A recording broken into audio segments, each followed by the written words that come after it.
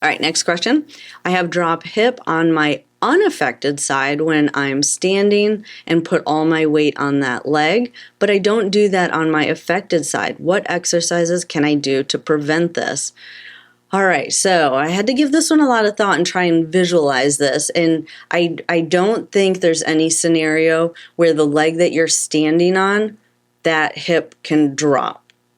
So I can't visualize any scenario. So I'm trying to make some assumptions here on what you might be seeing. And my thought is that you're actually hiking your hip up on your involved leg when you're standing on your uninvolved leg. So that might give the appearance that your hip is dropping. That's the only thing I can think of.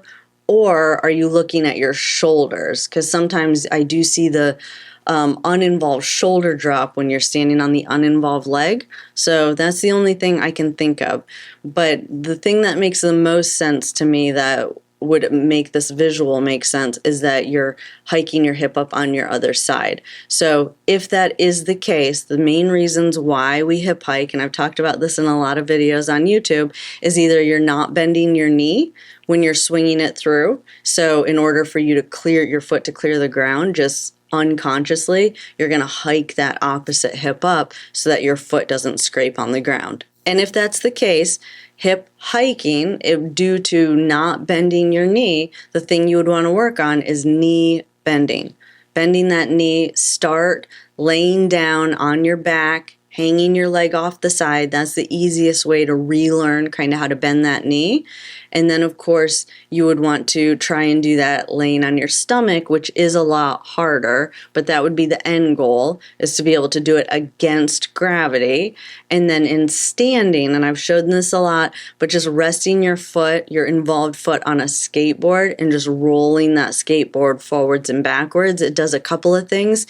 You're not going to feel like you have to work so hard to bring your leg through because of the skateboard. So sometimes that just people don't hike their hip up as much. When you really feel like your foot's going to catch or that you're not going to have the strength to bring that foot forward, that's when you start to see people hike their hip up more. So the skateboard just allows you to kind of not feel like you have to work so hard to bring that leg through. The other thing the skateboard does is because it's off the ground, if your foot is on it, when you try and roll that skateboard forward, it inherently is going to bend your knee a little bit just because that foot's a little bit higher off the ground. So those would be the exercises that I think would be the best. But again, I'm making the assumption that you're hiking your hip up on the other side. If I think of anything else, I will address it next month as far as what else might cause you to drop your hip on your uninvolved side. But that's my best guess, and so if you are hip hiking, those are the exercises that I think would work best for you. If you liked that video and you want to learn more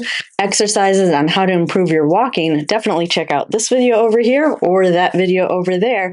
If you want even more help, check out our Gold membership program where you will get access to over 300 exercises that are not here on YouTube, as well as access to our monthly lives where you can get your questions answered.